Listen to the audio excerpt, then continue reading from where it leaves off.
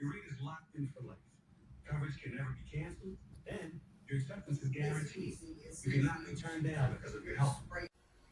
All right, guys, I've updated the Filament Splicer, added a few new features to it. I've added a couple of reel holders so that when I go to put the filament into the blocks, that keeps the curl in the correct direction. The curl kind of wants to go that way off the reel, so when it goes into the block now, it wants to stay put. Same on the other side. And because that curl wants to go this way off the reel, we're going to add it so it goes that way.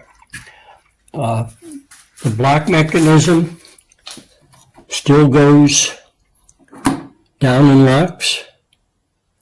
You hit the release lever, it pops up. We made some changes to the block itself. This is a new block. The slot is basically still the same. Find it. Okay, but I've added some diagonal cuts here into the block. And I put 3 on each side. They're not quite across from each other exactly. They're close, but not. Well, what they do is these slices go all the way through each half of the block, 3 on each side, go in different directions, and offset a little bit. They help slice off any excess filament as it's being pushed through. And of course, you're pushing through from this direction, going this way, and that helps slice it off, and it comes off a lot cleaner than it did before. Lots of dog bites. She's not doing autopsies and reviewing autopsies every day of her career. Do you think the prosecution is going to make some hay out of this when they get to class? So they are going to make some hay, and the counter argument's going to be, look, this is a seasoned ER retired doctor. She can testify and opine as to things that she experienced. The problem is that she didn't. I still have the spring-loaded block, and I've added a better release mechanism.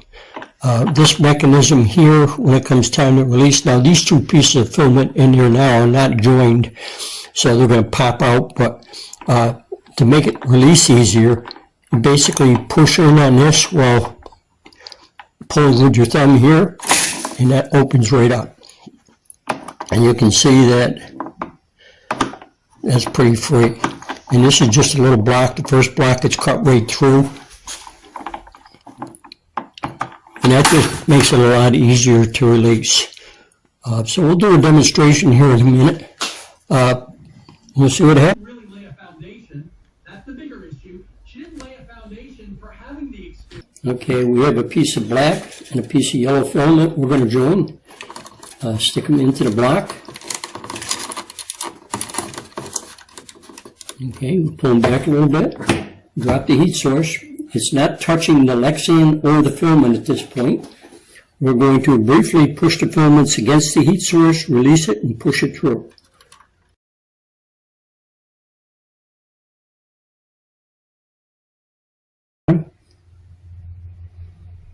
Give it a chance to cool down.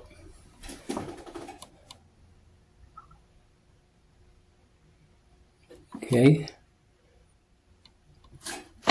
And we're going to hit the release. There's your joint. Here's your little piece of plastic tubing that we had that just passed over that joint nicely. So that should go through your feeder tube on your printer without an issue. You still may want to clean it up just a little bit so it slides real easy. The nice thing about this now is you can wind this wheel so it just takes the filament from one roll right on to the next. Got any questions? Go ahead, drop me a comment. This works pretty good. Unfortunately, I'm almost out of filament to splice. So I just have to keep cutting pieces off a good roll to try it.